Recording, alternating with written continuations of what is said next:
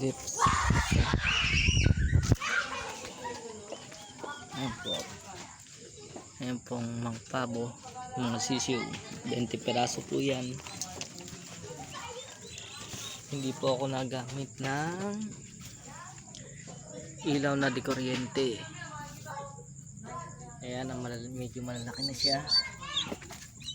Mga kulang 2 linggo. Ito ay wala pa pong 1 linggo. Kulang 20 piraso po yung pabo. 4 ang manok. Ayan ang diskarte ko para hindi lamitin sila. Yan po ay siksikan yan sila dyan sa loob. Ayan, marami po yan dyan sa loob.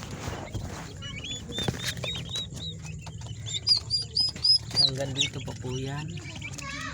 Ayan, hindi po ako nagamit na ilaw na dekuryente. Ayan, may pabo pa po dyan. Siksikan po yan sila dyan hanggang dyan sa may likod. Ito po yung mga 2 linggo na po. Ayan, mapabo po yan. Ito ay hindi sila masyado makasiksik kasi masyado sila maliliit. Ayan po ang solar ko, simple lang. Ganyan po, hindi po sila nilalanggang gawa ng karton. Napalitan ko po yan lagi.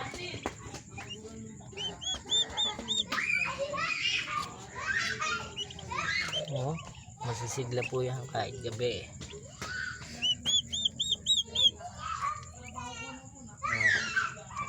Pasilit lang sa pabo. Ayan o. Ayan ang mga pabo. May kasama po siya sisiw. 4 po yan. Bali 24 po lahat yan. Sama ang 4 na sisiw. Yan po ay palahin ng 5K.